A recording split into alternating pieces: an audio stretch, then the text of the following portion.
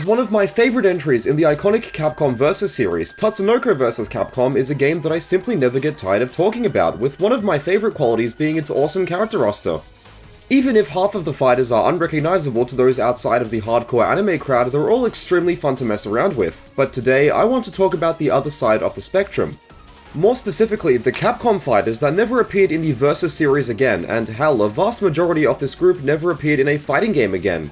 As the Big C has essentially forgotten about them as time has gone on, I wanted to revisit these fighters and highlight their move lists, strengths, and weaknesses. They come in all shapes and sizes, so there's a lot of gameplay diversity, and some of them even went on to inspire certain fighters in Marvel vs. Capcom 3.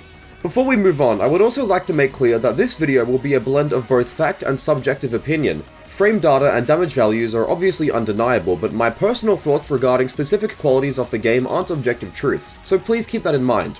Also, I would love to thank Super Combo Wiki for its incredible set of TVC resources. As I'm only one man, I couldn't have made this video without consulting the webpage, and it had all the answers to my many burning questions. Without further ado, let's explore Capcom's forgotten Versus fighters.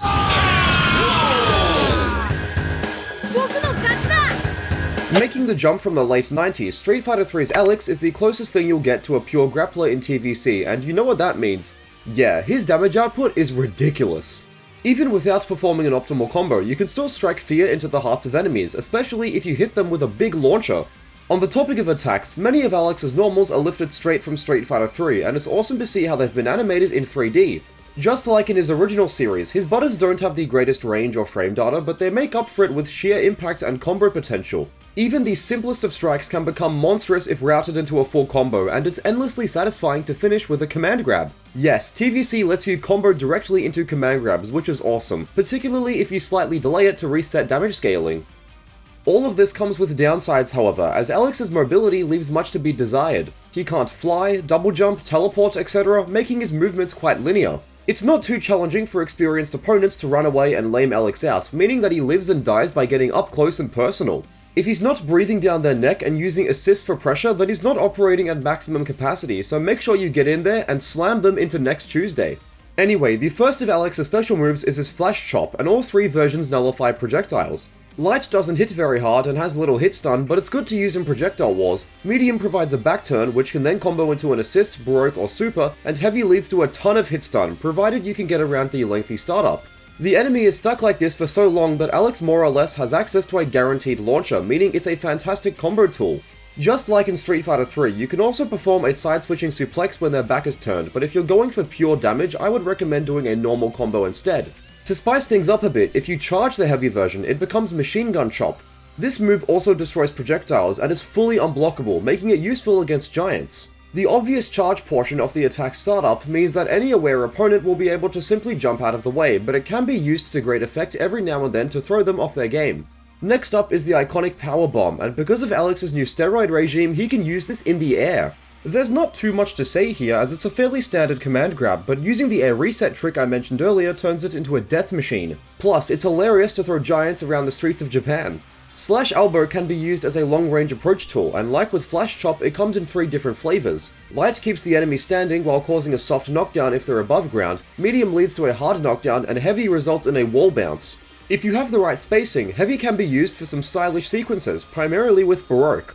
With how many offensive opportunities this attack provides, it's important to get into the habit of maintaining a charge motion whenever possible, and that's not to mention its follow-up. By inputting DP and Heavy after any version has come out, Alex will perform a drop kick. Interestingly, this functions as a snapback, making Alex the only non-giant character in the game to possess a move like this. As Alex himself falls over, you can roll to either side during the enemy's incoming, and when combined with an assist, you have access to mix-ups. Oh yeah! In my mind, effective use of Slash Elbow is what separates the boys from the men, so ensure that you master it. Inputting a DP on the ground gives us Knee Smash, Alex's primary anti-air. Like with Power Bomb, you can also use it to end combos, but I find it more enjoyable to use against enemies who can't slow their offense down. The final special move is Air Stampede, and this is a great OTG. If you're ever holding down and accidentally end your combo early, throw this out to tack on some extra damage. It also keeps the enemy right in front of Alex, which leads to advantageous Okizeme, but I'd be lying if I said this move was one of his more important tools. The aforementioned special moves have more reliable universal methods of usage, so I wouldn't use this move all the time, although I still don't think it's bad. Moving over to supers now, Boomerang Raid is first up, and it's pretty average. The damage isn't too bad, but it tends to whiff when you're not right up close, and it doesn't connect properly against aerial opponents. I suppose you could use it as a cool way to close out rounds, but there's not much more to it than that.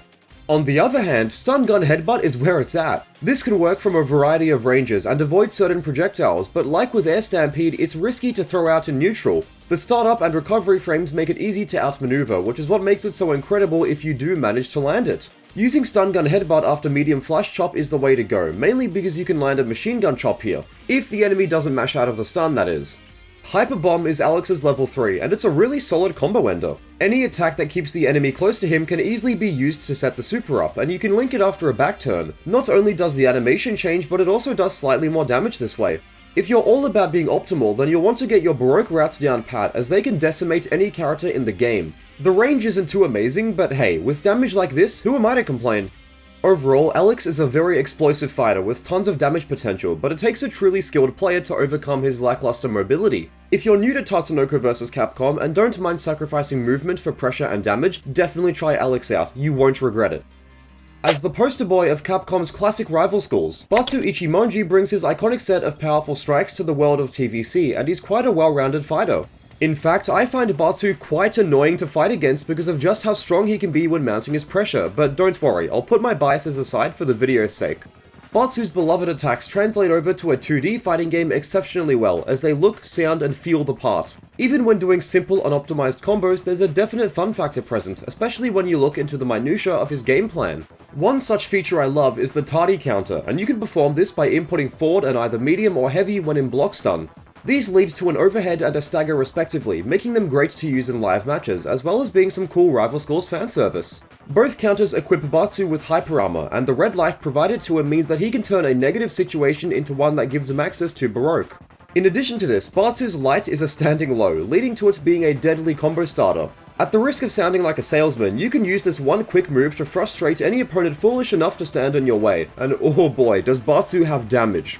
Whether you're doing a lengthy combo, super, or anything in between, you'll never feel like you should be hitting harder, but if I keep on going, I'll get PTSD from fighting him for hours over net play.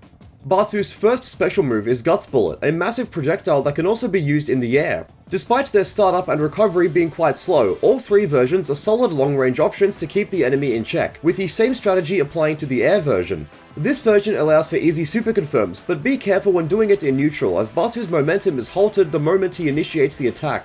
It might sound like there are no negatives, but if the enemy blocks the fireball and is in range to punish, Batsu will get hit, so spacing is key. Guts Upper is Batsu's DP, and what it lacks in verticality it makes up for in invincibility. Not to mention, the range is absurd. Chaining into it via a ground combo starter is very simple, although you're forced to use Baroque to continue the combo solo. If you don't want to forfeit your red life, the early hits can be cancelled into a super, although the damage here isn't too crazy, so it's usually worth a spend. This will be your primary combo starter, as it can easily lead to any type of combo that you like, and even with my untrained hands, I'm pulling off some decent damage. Crescent Kick is up next, but if I'm being honest with you, it doesn't seem that strong. This attack is a multi-hitting overhead, but its startup prevents it from working in solo combo routes. I guess you could use it raw and then Baroque, but at this point you might as well just use Guts Upper since that comes out 10 frames faster. Crescent Kick is Batsu's most damaging special move, but I don't think that compensates for its speed and combo issues. Lastly, we have Batsu's Shooting Star Kick. Each version travels at a different angle, and you can use them to escape enemies who wish to keep you locked in the corner. More importantly, they play a huge role in Batsu's optimal combo routes, as you can loop them for satisfying damage. The combos displayed on Super Combo Wiki are far greater than what I can pull off, and they show just how frantic Batsu's movement can be. He's able to fling himself across the screen with reckless abandon, although this takes execution. Frequent Tiger Knee inputs and good situational awareness are key to successfully executing these types of combos, so good luck if you ever attempt to learn them. Super Guts Bullet is the first of Batsu's supers, and it's more or less a larger version of his Fireball. Its damage and range makes it a useful DHC tool and combo ender, but there's nothing too crazy left to say, it's just kind of solid all around. Super Guts Upper is also just a more powerful version of the regular special move, and I love using it to set up air combos. However, this too doesn't have much going on, what you see is what you get. Where things really get interesting is with Batsu's level 3, or level 3s. Depending on your partner, Batsu's level 3 super changes, and there are actually 4 versions. These characters will give you United by Fate's Bullet, a flashy projectile. These will give you United by Fate Upper, a powerful launcher that can be used to start combos in the corner. And these will give you United by Fate Kick, the most damaging of the bunch. If your partner has kicked the bucket, Batsu will summon their spirit to perform United by Fall, which is one of the most damaging supers in the whole game. Seriously, this is wild. The differing supers are a deliberate harkening back to rival schools, and I gotta say, Capcom's attention to detail here is superb. Batsu may seem pretty basic on a surface level, but the more you put in, the more you get out. He really loves to reward players with strong execution, so you can't go wrong by selecting him. As one of TVC's more obscure fighters, Mega Man Volnut is from the old-school Mega Man Legends series, and it's awesome to see him in a fighting game. With him comes a unique weapon switching system that fundamentally alters how he approaches battle, and I think it's safe to say that Marvel vs. Capcom 3's depiction of Amaterasu took some heavy inspiration from our blue friend. To be honest, I never played as Volnut once before making this video, but after messing around with him in training mode, he's now become one of my favorite characters to play as. He's awesome! The main reason for this involves how he can freely change his arsenal at any given moment, even when in the air. By default, Mega Man's forward medium is this lunging punch that staggers the enemy, but we're only getting started. Light weapon switch transforms it into a series of linear projectiles, medium leads to a wall-bouncing shield that reflects projectiles, and heavy results in a multi-hitting drill. You can also combine switching with forwards and backwards movement, with a quarter cycle forward and back motion respectively. Theoretically, this means that Mega Man can hold his own in any situation, but the execution barrier is really what holds him back. Despite his cheery appearance and exaggerated strikes, Volnut is far from a beginner character, as it's very easy to feel overwhelmed by how many choices you have at any given time. His combos also fall victim to this phenomenon, as if you don't make extensive use of the switch mechanic, you'll be leaving a lot of damage on the table. Combined with his only other special move being an unsafe Mega Buster that takes a while to charge, you can easily find yourself feeling confused as to how to approach neutral. Do you go in and try to score a big combo starter, or do you run away in zone, or do you do a bit of both? The answer is up to you, but now that I've mentioned zoning, Mega Man is quite good at it. Many of his attacks come in the form of projectiles that cover multiple angles, and if you're really good, you can even show off some scuffed bullet hell. Lord knows I don't have the hand-eye coordination to repeat this over and over, but it's still quite fun to do. It encourages Volnut players to incorporate defense into their strategy, and when partnered with a keep-away assist, many opponents can become annoyed if you manage to outrun them. Switching to supers now, the first of which is Machine Gun Sweep. This is an invincible on startup lengthy series of projectiles that can be redirected, meaning that you can cover angles that the enemy will most likely want to occupy, as well as scoring extra damage in a DHC. The downsides are that it's easy to avoid, as well as being negative a billion if the enemy drops out. If you're going to use Machine Gun Sweep as an air combo ender, please, for the love of Tronbon, make sure they don't drop out. Max Power Drill Uppercut is much more consistent however, as it's both a great combo ender and anti-air. The super also possesses startup invincibility, so it's sort of like a wake-up DP on steroids, and as Mega Man recovers before the enemy does, he has access to all sorts of mix-ups. Max Power Shining Laser is Volnut's level 3, but as far as I know, it's considered to be one of the worst supers in the game, if not the worst. This super is a hit grab, and even if you do land it, the damage is pathetic, even if you mash it. The most basic of Ryu combos does more damage than this, and yes, I know that you can combo after Volnut super, but you're still able to get this much damage for far less resources anyway.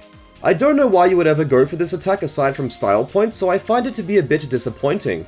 If you can get past Volnut's demanding APM and understand where to use his robotic tools, there's an ocean's worth of fun to be had. Freestyling combos with weapon switches is endlessly satisfying, even if my combos admittedly suck butt, but I just can't say no to Mega Man. He's way too cool to put down. Sticking with the Mega Man series, Roll is here to represent its original NES series of games, and unlike Marvel vs. Capcom, she's not garbage tier. In fact, she's actually quite decent, and you see her being used semi-frequently in competitive play. I personally find Roll to be a little bit clunky, as many of her movement tools have noticeable startup, but she more than makes up for it, just wait and see. It may seem like her tiny stature would lead to attacks passing over her, but her hurt box is higher than you would think. Combined with Roll's low health, she really has to be careful in neutral. On the bright side, not only is her assist very charming, but it also has legitimate usage. The splash of water hits low, so if you combine it with an overhead, it's unblockable time. Over the years, I've seen many players make exceptional use of these setups, and they never fail to amaze me. Who knew that such a cute-looking robot could be a real force to be reckoned with?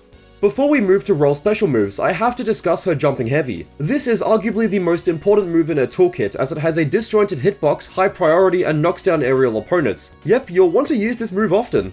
Anyway, Roll Power Up is here to steal the show, and it serves as a way to enhance her next special move by providing it with new properties. I'll cover what each enhancement does as we go along, but this also buffs the damage of her normals too. Roll Broom Swing is a way to get enemies away from you, as well as shutting down their zoning. It's quite straightforward, albeit pretty good for keep-away playstyles, but when charged, you get a wall bounce. This opens up a whole new world of combos for Roll, allowing grounded combos to confirm into meaningful damage. Using the move after her overhead is gnarly, and I'll never tire of starting offense this way. Roll Splash allows her to throw out grounded projectiles, tripping up enemies in the process. You can have up to 3 of these on screen at a time, although its startup doesn't help things.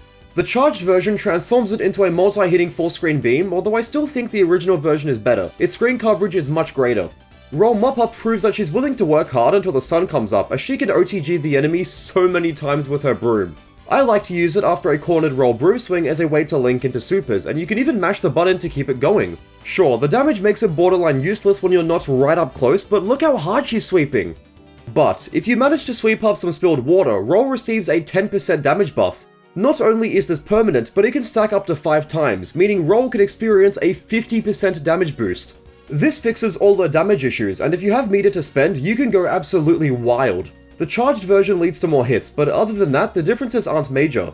All of this leads to Roll having some of the highest unburstable damage in the game, so it's safe to say that OTG routes are one of her strong suits. Roll Mop Up Turbo is essentially the special move on crack, as it's much bigger and bolder.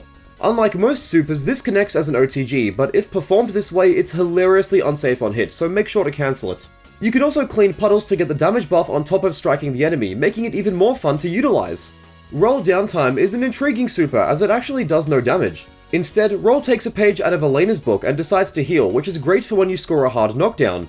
I love how the old Mega Man health bar appears here, and it reminds me of a time when Capcom didn't turn their back on the poor guy. Oh No You Didn't is Roll's level 3, and it involves a tsunami of dirty bucket water, as well as some respectable damage. The initial hit will most likely whiff when spaced, but if you can find a way to route into it, the sky is really the limit. Oh No You Didn't also hits OTG, but when done this way, it's noticeably inferior, even with the damage buffs. I wish it would always lead into the full cinematic, but I guess beggars can't be choosers.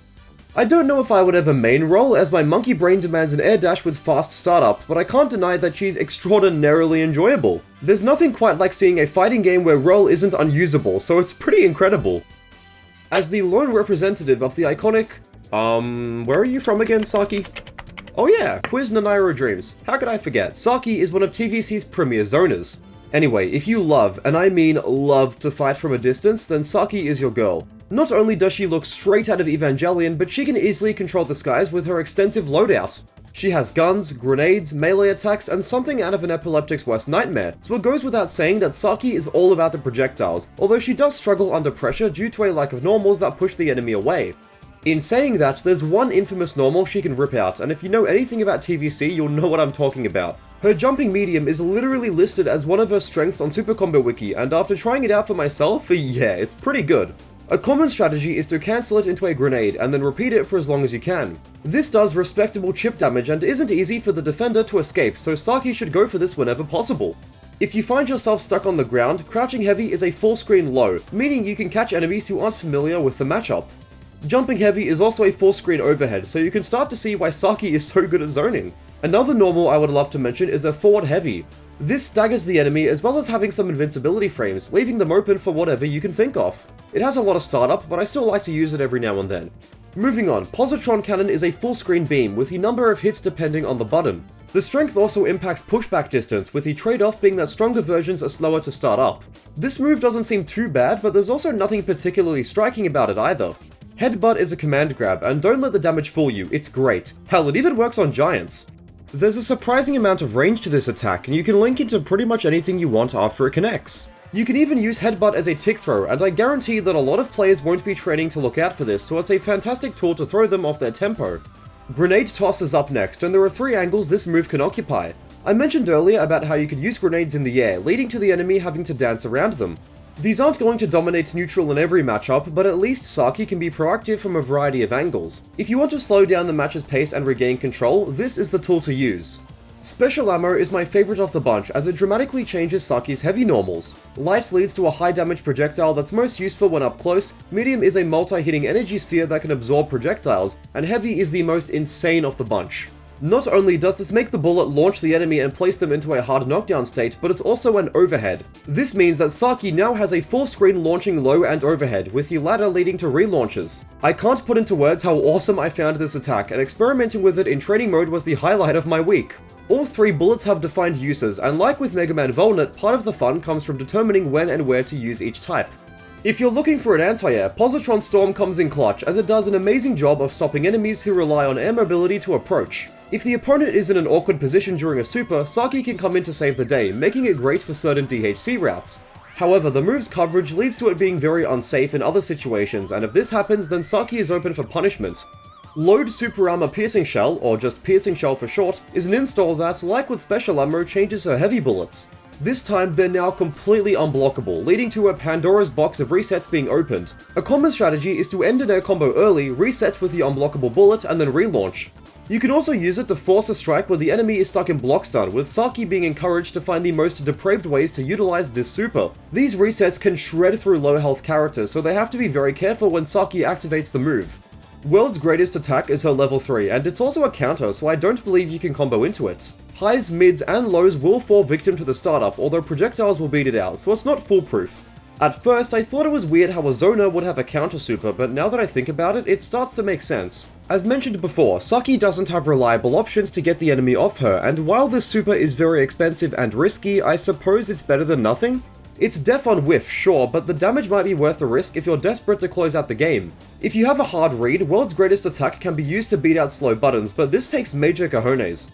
It's no secret by now that Saki is built for those who love to pester enemies from long distances, and if you partner her with an assist that helps keep the enemy away, it's a match made in heaven. I recommend trying to go for chip damage sequences and resets to score huge damage, and if all else fails, you can always blast them away with the power of lasers.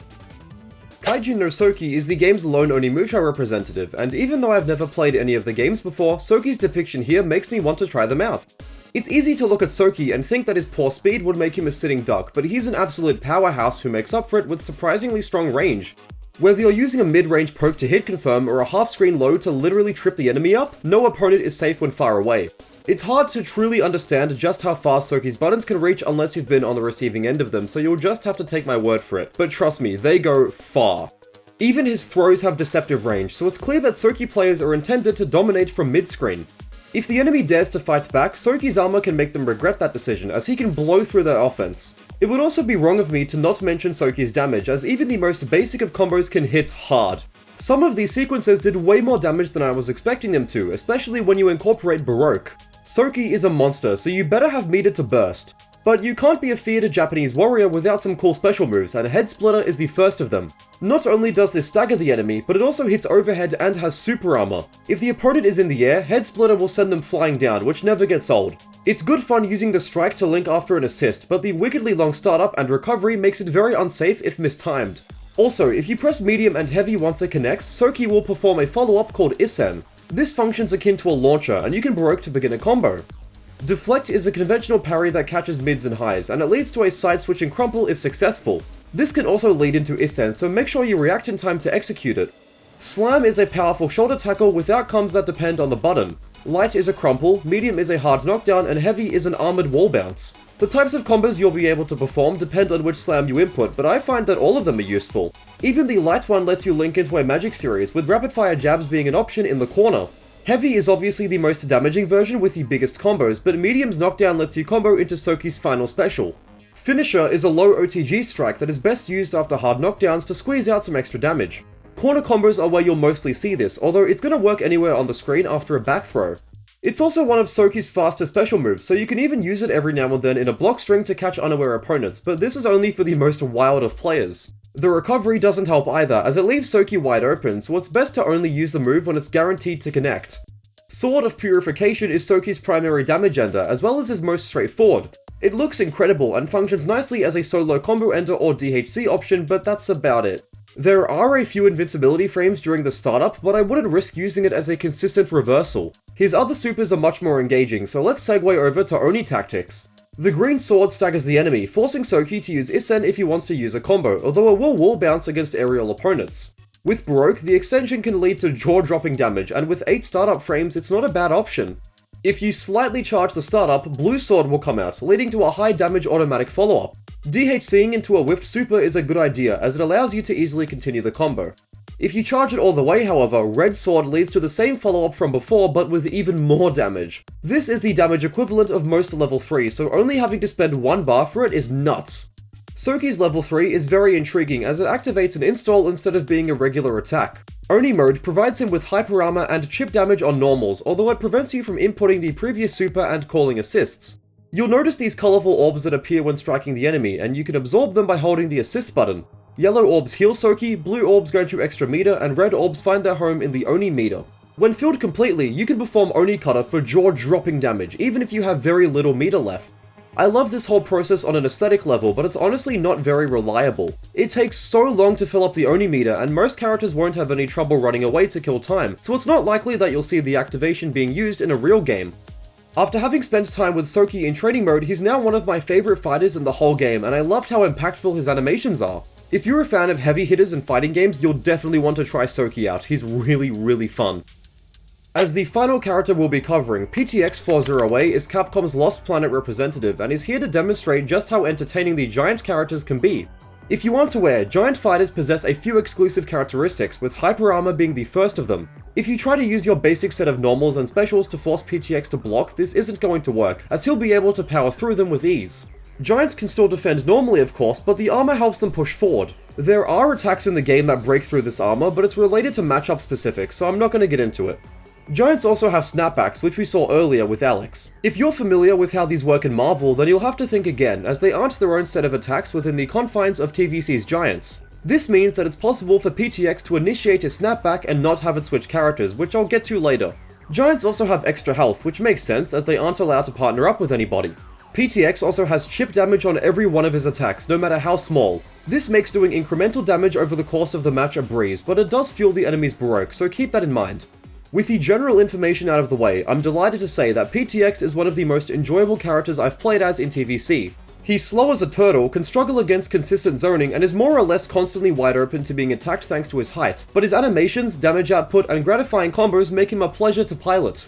His jet thrusters and chainsaw can be used for both overheads and lows, with close-range mix-ups being possible for combo starters. These can move PTX from mid-screen to the corner, giving him a substantial positional advantage, one that leads into the game's easiest infinite. If your opponent doesn't know how to break out of PTX's throw, then he can just loop it forever. You can hold forward and mash heavy to do this, so it's a brutal knowledge check for unaware opponents. By now, you will have noticed that there are two massive weapons mounted onto PTX's shoulders, and they tie into his first special move. Weapon, yes that's the move's name, can be fired at one of 3 angles at a time, but the weapons themselves are what's really important. PTX has a Gatling gun, a shotgun, and a homing unblockable hard knockdown missile. The latter expires after a single use, whereas the first 2 can be used up to 3 times. When you're out of ammo, perform the motion input again to summon a new weapon, one that's determined by RNG. That's right, you have no say over which weapons you receive, it's totally up to luck. Thankfully, many of PTX's combos aren't reliant on these weapons, so you'll mostly be using them in neutral. Caliber Execution is a comically lengthy chainsaw strike, one that hits multiple times. The medium and heavy versions can be used to knock the enemy down, especially during a combo. Whether you're willing to spend Baroque or not, it's more than possible to effectively make use of Caliber Execution, so keep this move in mind during battle. VS Tackle sends PTX flying forward with armor, and on hit, light and medium result in a wall bounce. If they land in front of you, crouching heavy can OTG for a combo ender, but if you do the heavy version of the special, PTX will snap back. I love how only one version leads to this, as it allows players to commit to the strike without forcing a snap if they don't want one. The charge requirement and noticeable startup hold the heavy version back a bit, but I still think this is strong overall. If you've missed PTX's projectiles, you'll be happy to see Arsenal Barrage make good use of them. The super fires both weapons at the same time, and with how enemies can attempt to avoid it, damage is completely variable. Missiles are quite strong here, as 4 of them will be active, although characters standing at certain ranges will be able to block them. After things return to normal, PTX will have to manually reload both weapons, which is a double-edged sword. On one hand, you might use the super to get rid of the weapons that you don't want, but on the other hand, there's always a chance that you'll receive them again during the reload. It's up to you whether you think the super is worth it, but if the stars align and you can take out a character, I would recommend attempting it. Next up is Tactical Caliber, and this begins from an overhead. The exaggerated startup makes the move quite obvious, but its initial hit is consistent for certain combo routes. Unfortunately, it doesn't do too much damage, and the enemy is quick to rise once it finishes, so you're playing with fire if they don't go down. That's about it really, as there are no standout properties to be found here. The final super we'll be covering today is PTX's level 3, the LP Buster. When PTX is flying forwards, he's totally invincible, making it great to punish long-range supers. Visually, this might be my favorite cinematic in the whole game. It's super anime, and I love how PTX is spinning like a Beyblade before performing 3 deadly strikes. LP Buster's gameplay functionality isn't anything out of the blue, as it's essentially just a forward-moving strike, but the cinematography and sound design is what really drives its contents home for me. Just by virtue of being a giant character, PTX is quite the unorthodox character, but he's also really fun. He's great fun to use in both casual and competitive settings, and it's not hard to find high-level players making great use of his offerings. You know, whenever I play TVC, I usually just stick with my team of Kashan and Ryu, but after going through all these fighters' strengths, weaknesses, and move lists, I have a much greater appreciation for them. You can put 2 or more of these characters side by side, and the differences will absolutely outnumber the similarities, providing players of all skill levels unique ways to interact with your game's systems. I'll put it like this: when you start to click with a new character in a fighting game, do you find yourself naturally theory crafting and seeing what you can come up with? That's not a rhetorical question, by the way, let me know. If so, then you're just like me, and I found that every single character we covered made me feel that way. I spent so much time thinking about hypothetical combo routes, resets, mix-ups, etc., and I felt like I was losing my mind, but in a good way. It's a shame that TVC is locked behind Wii emulation, because I really feel that its mechanics and roster could resonate with modern fighting game fans if the game were on current hardware. I can't get into the specifics of how to play this game on PC for legal reasons, but just know that it's very simple, so if you ever feel like trying any of these characters out, there is light at the end of the tunnel. Okay, if you made it all the way to the end of the video, thank you so much for watching. I appreciate you and your time, and I hope you had fun. Take care, and I'll see you in the next one.